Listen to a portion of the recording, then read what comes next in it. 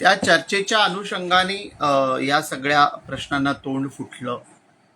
मला माहित नाही, टेक्निकल इश्यू आल्यामुळे लाईव्ह मध्ये डिस्टर्बन्स आलेत बहुतेक.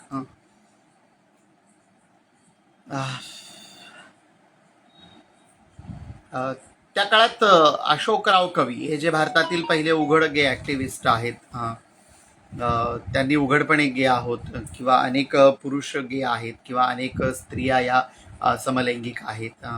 आणि त्यावेळी ही जी सगळी चर्चा सुरू झाली, त्या चर्चेच्या अनुषंगाने मग हे सगळं पुढे निघालं आणि मग ही चर्चा हळूहळू विस्तृत व्हायला लागली. ही चर्चा विस्तृत होत असताना पहिल्यांदा म्हणजे मी सुरुवातीलाच बोलत असताना म्हटलं की ABV भारतातील जे एड्स भेदभाव विरोधी आंदोलन आहे, त्यांनी 377 विषयी जी याचिका सुरू केली होती, दाखल केली होती आणि त्यांच्यापर्यंत त्या याचिकेत देखील असं म्हणणं होतं की सुरक्षित संभोगाच्या संदर्भामध्ये प्रचार आणि प्रसार होणं किंवा मग हा जो दुर्धर आजार आहे HIV नावाचा, याचा प्रचार आणि प्रसार होऊ नये, तर यामुळे जागृती करणं आणि त्याच्याशी असलेली जी काही निरोधक अशी साधनं आहेत, ही निरोधक साधनं सगळ्यांपर्यंतच पुरवणं, यासाठी होणाऱ्या गोष्टी आहेत. म्हणजे खरं म्हणायला गेलं तर 377 विषयी प्रतिवाद केला गेला होता. 377 विषयी स्पष्टपणे म्हटलं गेलं होतं की हे कलम जे आहे, तर हे कलम भारतीय संविधानाच्या ज्या म्हणजे भारतीय संविधानाने कलम 14, 15, 19 आणि 21 या अंतर्गत असलेले जे काही मूलभूत अधिकार आहेत, तर या मूलभूत अधिकारांचं हे कलम उल्लंघन करतं. कारण दोन प्रौढ अर्थात कायद्याने सज्ञान असलेल्या व्यक्तींमध्ये होणाऱ्या लैंगिक क्रिया असतील, त्यांची भावनिक देवाणघेवाण असेल, त्यांची शारीरिक देवाणघेवाण असेल, तर हा त्यांच्या असलेल्या मूलभूत अधिकारांचं उल्लंघन आहे आणि यासाठी हा कायदा रद्द केला, हा कलम जो आहे कलम 377 हा रद्द केला गेला पाहिजे आणि तो मानवी आणि मूलभूत अधिकारांचं उल्लंघन करतो. अशा पद्धतीची पिटिशन त्यावेळी केंद्रीय आरोग्य मंत्रालयाला प्रतिवादी बनवून टाकण्यात आलेली होती. तर पण केंद्रीय गृह मंत्रालयानं त्यावेळी असं म्हटलं होतं की कलम 377 जर रद्द केलं तर समाजाची नीतिमत्ता ढासळेल.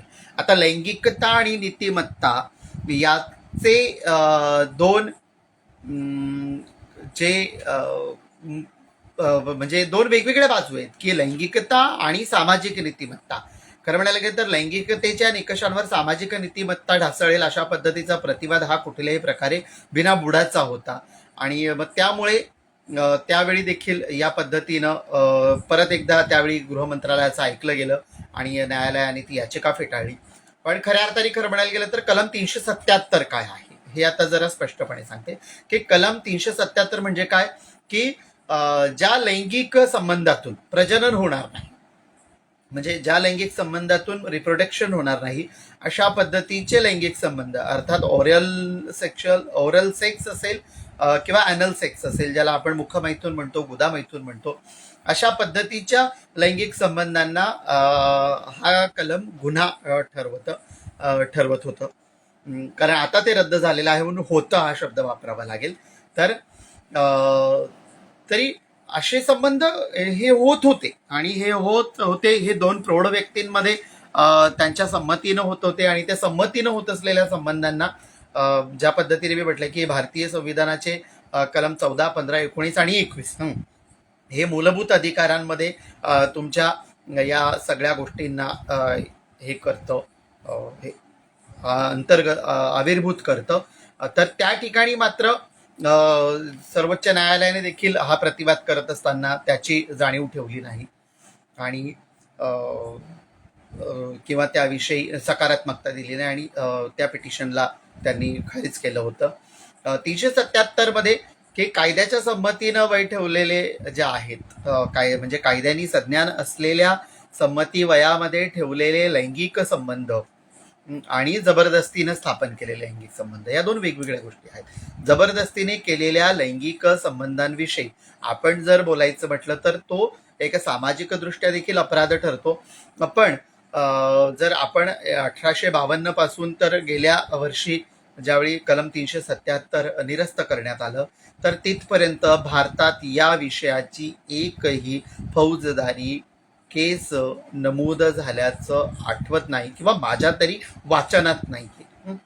मग नेमकं काय होतं, तर या सगळ्या गोष्टींना एकतर भारतीय समाजव्यवस्थेमध्ये याला सामाजिक निर्बंध होते. उघडपणे या सगळ्या गोष्टी म्हणजे विषमलिंगी देखील उघडपणे काही करू शकत नाही. त्याला एक सामाजिक मर्यादा आहे, त्याला सामाजिक चौकट आहे. तर त्या ठिकाणी समलैंगिक कुठे करू शकतील, अशा पद्धतीने हे सगळं होतं. पण या सगळ्या गोष्टींचं हे त्यांनी केलं नाही. जोडीदाराच्या वयाचा विचारही त्या बाबतीत ते करत नाही. हा सगळ्यात महत्वाचा भाग आहे की सज्ञान व्यक्तीने जर स्वतःच्या मर्जीने कुणासोबत लैंगिक संबंध प्रस्थापित केलेले असतील आणि त्या ठिकाणी त्या दोघांचा त्या ठिकाणी असलेल्या ज्या काही आपण आनंदाच्या पातळ्या म्हणतो, म्हणजे शारीरिक, भावनिक, मानसिक, ज्याला मी सुरुवातीलाच बोलताना म्हटले की प्रेम, स्पर्श आणि आकर्षण, या 3 पातळ्यांवर मध्ये मग तुम्ही त्याला अनेक पद्धतीने इन्क्लुडिंग करू शकता. आता कुठल्या कुठल्या येतात तर आपापल्या भिन्नतेच्या पातळ्या आहेत. तर ते सगळं मात्र या ठिकाणी होताना दिसत नव्हतं. तर हे सगळ्याच्या सगळं 377 मध्ये होतं आणि यामध्ये बदल व्हावा, या सगळ्या संदर्भातली मागणी आपण केलेली होती. आणि पण या कायद्यात बदल व्हावा असं आपण म्हटलेलं होतं. खरं म्हणायला गेलं तर केवळ रिप्रोडक्टिव्हिटी म्हणून या सगळ्या गोष्टींकडे पाहिलं झालं होतं. परत एकदा या अनुषंगाने 2001 मध्ये नाज फाउंडेशनने याचिका दाखल केली. आणि त्या संदर्भामध्ये म्हणजे ज्यावेळी आपण पाहिलं 2001 मध्ये ही याचिका पडली आणि 2 जुलै 2009ला आपण जर पाहिलं तर दिल्ली उच्च न्यायालयाने या संदर्भामध्ये कलम 377 हे प्रौढांमध्ये व संमतीच्या व खासगीत होणाऱ्या समलिंगी संबंधांना लागू केलं जाऊ नये असा ऐतिहासिक निर्णय दिला. आणि त्यानंतरही मात्र सातत्याने पाहिलं तर हा खरं म्हणायला गेलं तर हा समलैंगिकांच्या चळवळीचा एक खूप मोठा विजय होता. कारण समलैंगिकांच्या अधिकारांविषयी समलैंगिक व्यक्ती दुसरं काही मागत नाही. समलैंगिक व्यक्ती स्वतःच्या जगण्याच्या अभिव्यक्ती स्वातंत्र्याच्या अनुषंगाने जे काही निकष कायदा म्हणून लावण्यात आलेले आहेत, याविषयी असलेले जे काही निकष होते हे निकष निरस्त केले जावे. कारण कायदा जे म्हणेल ते समाज ऐकतो. समाजाची मानसिक जडणघडण करण्याचं काम कायद्याने खूप मोठ्या प्रमाणात केलेलं आहे. आपण जर पाहिलं तर भारतीय संविधानकर्त्यांनी हा मुळातच मुद्दा दिलेला आहे की कायदा हा निव्वळ केवळ तंत्र आणि तांत्रिक बाबी किंवा इथे असलेली जे काही प्रशासकीय यंत्रणा आहे ते प्रशासकीय यंत्रणा चांगली चालावी या अनुषंगाने तयार केलेली गोष्ट नाहीये. तर कायदा हा समाजाचं स्वास्थ्य, सामाजिक स्वास्थ्यामध्ये मग समलैंगिकांचे देखील प्रश्न येतात, समलैंगिकांचे देखील अधिकार असतात. मग त्यांच्या अधिकारांच्या अनुषंगाने होणारी जी काही चर्चा आहे तर ती देखील होणं खूप गरजेचं होतं. आणि ज्यावेळी 2009ला हा निकाल आला तर त्या निकालामध्ये दिलेला जो काही निर्णय होता तर तो निकाल हा खूप महत्त्वाचा निकाल होता. समलैंगिक समुदाय म्हणून त्यांचं सामाजिक स्वास्थ्य, सामाजिक पातळीवर होणारी त्यांची प्रतारणा किंवा त्यांच्याकडे पाहण्याचा जो काही विषम दृष्टिकोन होता त्या विषम दृष्टिकोनातून, नकारात्मकतेतून त्यांना बाहेर काढणारा हा निर्णय होता. आणि त्यावेळी हे सगळंच्या सगळं पुढे आलं. खरं म्हणायला गेलं तर हा निर्णय जरी महत्त्वाचा होता तरी ते काही खूप काळ टिकले अशातला देखील भाग नाही आहे. कारण एकीकडे कायदा त्या ठिकाणी म्हणजे राज्यकर्ते आणि न्यायव्यवस्था आणि समुदाय असा ट्रँगलमध्ये चाललेला हा लढा सातत्याने चाललेला आहे. परत एकदा काही म्हणजे मी सुरुवातीलाच बोलताना म्हणले की भारतीय समाजरचना ही ज्या पद्धतीची आहे त्या समाजरचनेमध्ये धार्मिक उन्मादवादी वृत्तींचा भरणा प्रचंड मोठ्या प्रमाणामध्ये आपल्याला अद्यापही सापडतो. ते राज्यकर्ते आहेत, त्यांच्याकडे व्यवस्थात्मक यंत्रणा आहेत आणि त्या ठिकाणी ते सगळ्याच धर्माचे आहेत, ते कोणा एका विशिष्ट धर्माचे आहेत असं मी म्हणणार नाही. पण ते त्यांचं मत लादण्याचा प्रयत्न धार्मिकतेच्या अंगाने करतात आणि भारतीय संविधानकर्त्यांनी जो देऊन ठेवलेला अधिकार आहे त्या अधिकारांचा वापर करत असताना त्याची नकारात्मक बाजू घेत ते त्याला नकारात्मकतेने त्याला कशा पद्धतीने पुढे करतात. आणि त्यामुळे मग परत एकदा 11 डिसेंबर 2013 साली एक याचिका काही धर्मांध व सनातनी विचारधारेच्या व्यक्तींनी परत एकदा दाखल केली आणि त्यावेळी मग हा परत एकदा विषय एकदा सुरू झाला आणि त्यावेळी तो जो उच्च न्यायालयाने दिलेला 2009चा निकाल होता तो न्यायालयाचा निकाल रद्द झाला. परत एकदा 2014 सालच्या सुरुवातीच्याच काळामध्ये न्यायालयात एक क्युरेटिव्ह पिटिशन दाखल करण्यात आली आणि त्याच्या सुनावणीची सर्वजण उत्सुकतेने वाट बघत होते. त्या क्युरेटिव्ह पिटिशनच्या बाबतीमध्ये आपण जर पाहिलं तर या सगळ्या गोष्टी ज्या आहेत त्या पुढे हळूहळू आलेल्या आहेत त्या मी बोलताना सांगेलच.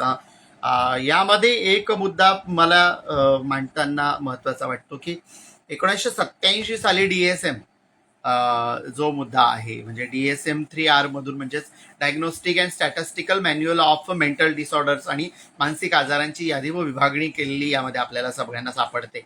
या सगळ्या यादीमध्ये डॉक्टर, संशोधक कंपन्या असतील, औषध कंपन्या असतील, यांना सगळ्यांना याचं कायदे पालन करणाऱ्या संस्था असतील आणि वर्ल्ड हेल्थ ऑर्गनायझेशन अशा संस्था असतील या मॅन्युअलचा वापर करतात. तर समलैंगिकतेला आजारांच्या यादीतून काढून टाकण्यात यावं अशा पद्धतीचाही एक प्रतिवाद त्यावेळी झालेला होता आणि तोपर्यंत हे मात्र आलं नाही. म्हणजे यादीतून काढून टाकण्यात आलं. समलैंगिकतेला मानसिक आजार असेल, शारीरिक आजार असेल किंवा विकृती ही जी संज्ञा सगळ्याच अनुषंगाने वापरली जाते त्या सगळ्या याच्यातून त्याला काढून टाकण्यात आलं. समलैंगिकता हा आजार नाही, ती मानसिक विकृती नाही, हे वैद्यकीय दृष्ट्या आणि मानसशास्त्रीय दृष्ट्या हे मान्य झालं. पण याचे पडसाद जे जागतिक पातळीवर होत होतं, जागतिक पातळीवर ज्यावेळी या मॅन्युअलमधून डिसऑर्डर्समधून ज्या फिजिकल आणि मेंटल डिसऑर्डर्स असतील याच्यामधून हे सगळं काढून टाकण्यात आलं, समलैंगिकतेला वगळण्यात आलं. तर तरी मात्र भारतात मात्र 2013 सालपर्यंत इंडियन सायकॅट्रिक सोसायटीनं IPSने याबद्दल काय कोणतीही भूमिका घेतल्याचं दिसत नाही. खरं तर या बाबतीत भारतातल्या मानसोपचार तज्ज्ञांनी या बाबतीत पुढाकार घ्यायला हवा होता, पण तसं झाल्याचं दिसत नाही. कारण भारतीय मानसोपचार तज्ज्ञांची मानसिकता कुठल्या तरी एका विशिष्ट रूढीवादी आणि चौकटबद्ध याच्यामध्ये अडकून पडल्याचं चित्र होतं किंवा अद्यापही आहे अशा पद्धतीचं चित्र दिसतं. कारण अजूनही म्हणजे गेल्याच काही दिवसापूर्वी एक पिटिशन दाखल करण्याविषयीची चर्चा सुरू झालेली आहे आणि त्या पिटिशनमध्ये हा मुद्दा टाकलेला आहे.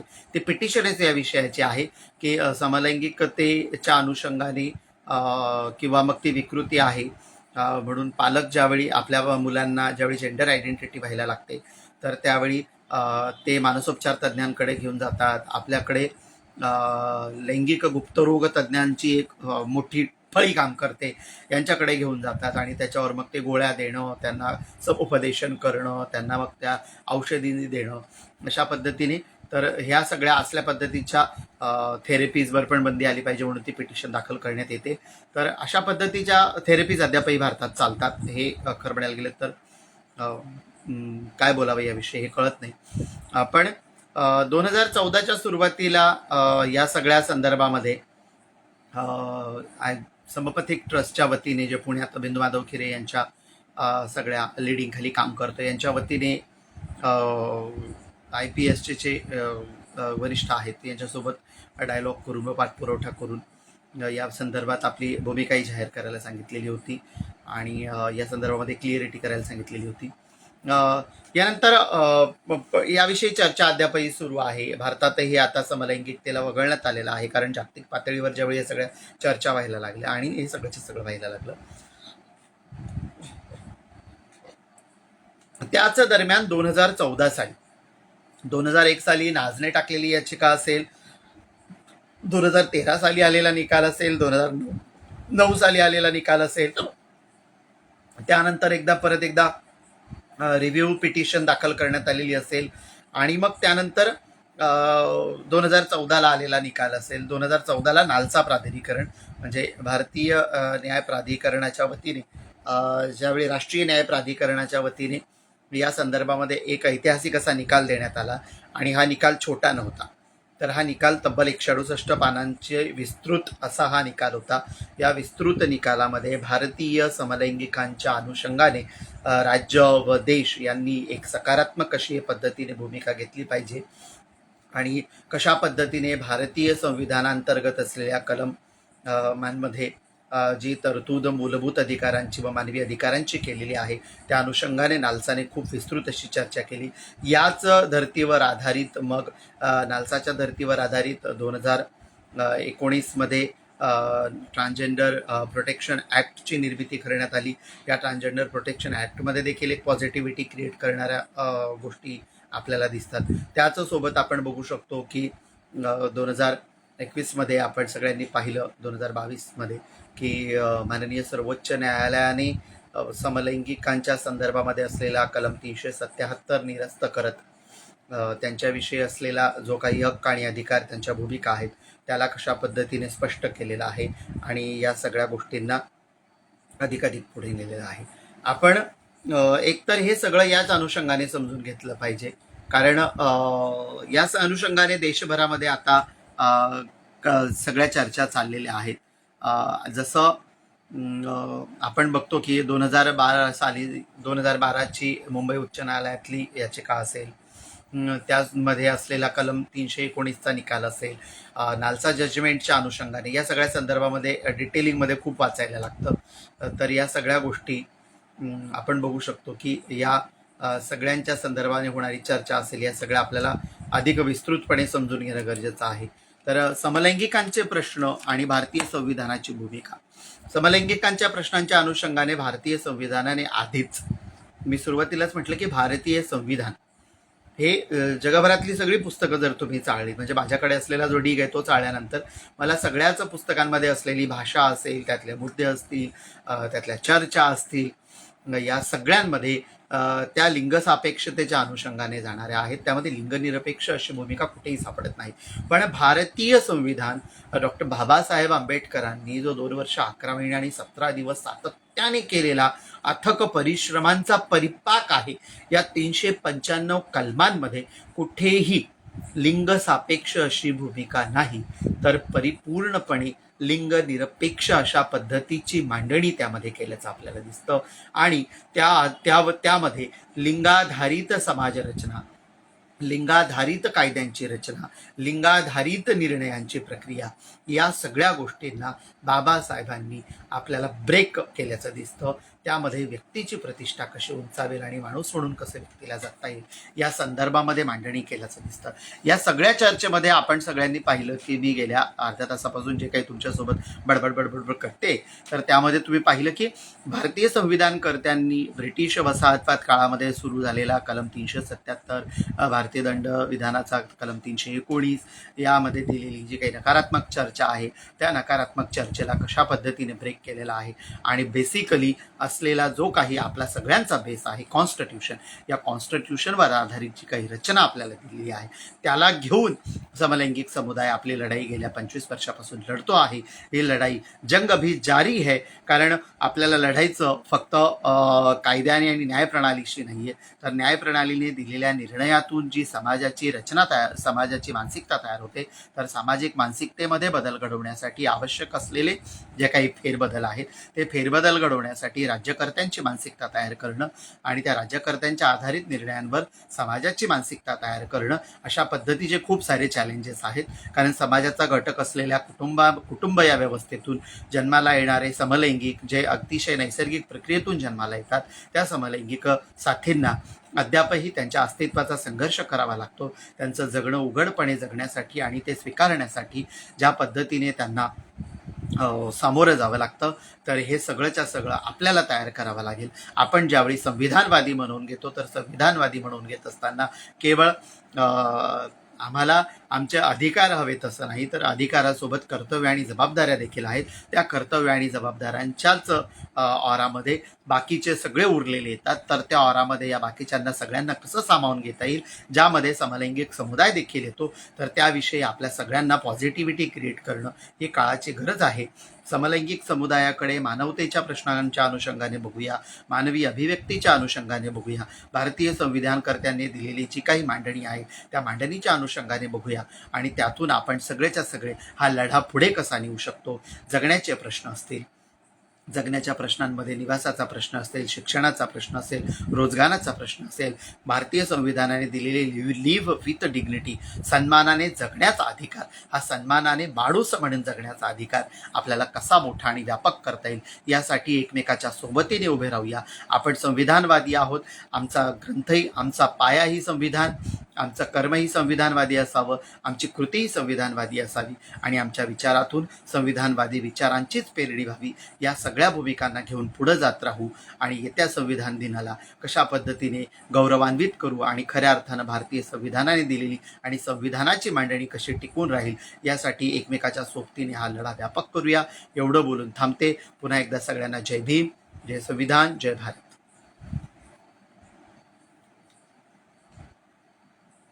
यानंतर कुणाचे काही प्रश्न असतील तर त्या प्रश्नांकडे आपण वळूया. या सगळ्या चर्चेमध्ये एक प्रश्न आलेला आहे की नॅशनल नेटवर्क ऑफ ट्रान्सजेंडर पर्सनेजची आपल्याला काही समुदायाला काय मदत होते का. रोहित जगताप यांनी हा प्रश्न विचारलेला आहे की मदत कुठल्या पातळीवर होते. तर केवळ ट्रान्सजेंडर नॅशनल पोर्टल आलेला आहे, त्याच्यामध्ये रजिस्ट्रेशन करून घेणं आणि तुमच्याकडे एक सर्टिफिकेट. कारण मला तर भारतात कागदांचा खेळ खूप जास्त चालतो. नॅशनल ट्रान्सजेंडर वेलफेअर बोर्ड जो आहे त्यांनी नोंदणी करून घेणे इथपर्यंतच मर्यादित ठेवलेली आहे. ट्रान्सजेंडर पॉलिसीच्या अनुषंगाने व्यापकता अजून आलेली नाही आहे. ट्रान्सजेंडर पॉलिसीमध्ये असलेल्या लूप होल्स की ज्या पद्धतीने 2016ला राष्ट्रीय दिव्यांग अधिनियम, नॅशनल डिसेबिलिटी ॲक्ट ज्या पद्धतीने आलेला आहे आणि त्याचीच अपडेशन व्हर्जन 2019-20च्या दरम्यान आलेली आहे, तर त्यामध्ये रिझर्वेशनचा मुद्दा अतिशय प्रकर्षाने दिलेला आहे. तसा ट्रान्सजेंडर ॲक्टमध्ये आपल्याला सापडत नाही. नालसाने ज्या पद्धतीने अतिशय विस्तृत असा कलमी कार्यक्रमच दिलेला आहे, त्याविषयी ट्रान्सजेंडर नेटवर्क नॅशनल काही काम करताना दिसत नाही. महाराष्ट्र शासनाच्या पातळीवर म्हणून तर महाराष्ट्र शासन या बाबतीत तर अतिशय निर्ढावलेलं सरकार आहे. केवळ वेलफेअर बोर्ड गठीत केला आहे, 14 कोटी रुपये खर्च केले आहेत. घोषणांचा पाऊस मात्र खूप जोरात पडतो. पण राज्यातल्या असलेल्या 40-45 हजार ट्रान्सजेंडर्स कम्युनिटीचे प्रश्न जसेच्या तसे आहेत. समलैंगिक समुदायाच्या संदर्भामध्ये जी शासकीय पातळीवर अवेअरनेस प्रोग्राम व्हायला हवी, कॅम्पेनिंग व्हायला हवी, ते कॅम्पेनिंग होताना दिसत नाही. ते कॅम्पेनिंग होणं खूप गरजेचं आहे. या पद्धतीच्या पॉलिसींमध्ये चेंजेस व्हायला हवेत आणि एक सकारात्मकता तयार करणं सामाजिक पातळीवर ही सरकारची जबाबदारी आहे. सरकार करताना दिसत नाही. तर हे दुर्दैवी आहे, हे दुःखी आहे. तर या सगळ्या गोष्टींना आपण देखील समजून घेतलं गेलं पाहिजे आणि आपण देखील आपल्या पातळीवर शासन आणि प्रशासन, लोकप्रतिनिधींकडे याचा तगादा लावला पाहिजे. त्यांना आपण आपल्या पातळीवर, आपल्या संस्था, संघटना या सगळ्यांना आपण पत्र द्यावं आणि मी विनंती करेल की आपल्या माध्यमातून देखील आपण आमचा आवाज करण्यासाठी भक्कमपणे आमच्यासोबत उभं राहावं. कारण आम्ही अति अल्पसंख्याक आहोत एकूणच लोकसंख्येच्या अनुषंगाने. जरी मी तुम्हाला NGOचा आकडा सांगितलेला असला तरी देशभरामध्ये रजिस्टर्ड एवढा आकडा नाही आहे. उघडपणे अभिव्यक्ती किंवा आपलं आयडेंटिटी, ओळख दाखवणारी लोक, ते धाडस त्यांच्यामध्ये तयार अजून होत नाही आहे. कारण सामाजिक पातळीवर असलेली जी अवहेलना आहे त्या अवहेलनेला त्यांना सामोरं जावं लागतं आहे. तर हे धाडसही त्यांच्यात तयार होईल. शासकीय, सामाजिक पातळ्यांवर त्यांच्याकडे हक्क आणि अधिकार कसे येतील, त्यांना मुक्तपणे कसं जगता येईल, याच्यासाठी आपण सगळेच्या सगळे प्रयत्न करूयात. आणि हे प्रयत्न काळाची गरज आहे. कारण आपण कुणीही सांगू शकत नाही. यात ऐकणारे, आता जे ऐकतायत आणि नंतर जे ऐकतील, तर यामध्ये अनेक जाणकार पालक आहेत, भविष्यातले पालक आहेत, सुजाण पालक आहेत. आपल्याकडे देखील हा प्रश्न उभा राहू शकतो. तर त्यावर आपण सगळ्यांनी लक्ष देणं ही काळाची गरज आहे. काळाची पाऊल आणि काळाचे चाहूल ओळखून वागूया आणि या प्रश्नांना आपण अधिकाधिक सामोरे जाऊयात. कोणाचे अद्याप काही प्रश्न असले तर आपण नक्कीच बोलूया. आपणा सर्वांचे आभार व्यक्त करते आणि आपण सगळे सहभागी झालात म्हणून धन्यवाद.